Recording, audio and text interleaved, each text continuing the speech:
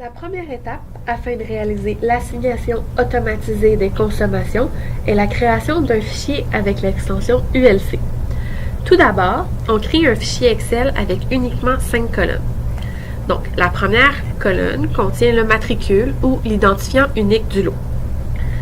La deuxième colonne contient les coordonnées du centre de lot, les coordonnées X en mètres. La colonne C contient les coordonnées du centre de l'eau Y en mètres. La colonne D est la consommation d'eau liée au matricule correspondant. Attention, il est important que les unités soient les mêmes que celles que l'on retrouve dans la configuration de projet d'Aqua-Géo. Dans ce cas-ci, ce sont des mètres cubes par jour. La colonne E représente les types d'usagers.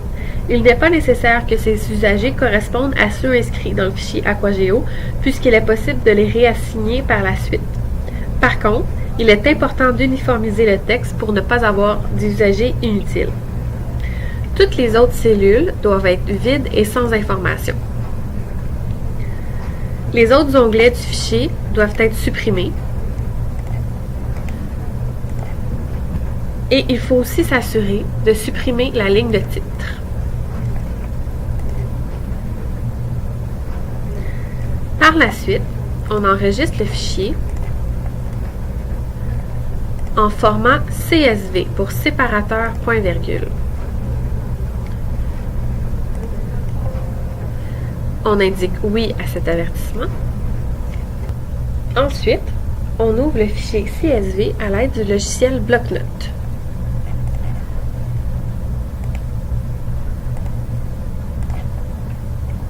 On s'assure que la dernière ligne du fichier ne contient pas de point-virgule. Ici, tout est beau.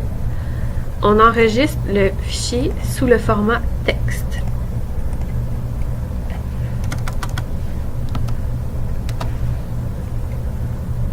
On ferme. Par la suite, on renomme le fichier sous format texte en échangeant uniquement l'extension .txt pour une extension de type ULC. On fait Enter.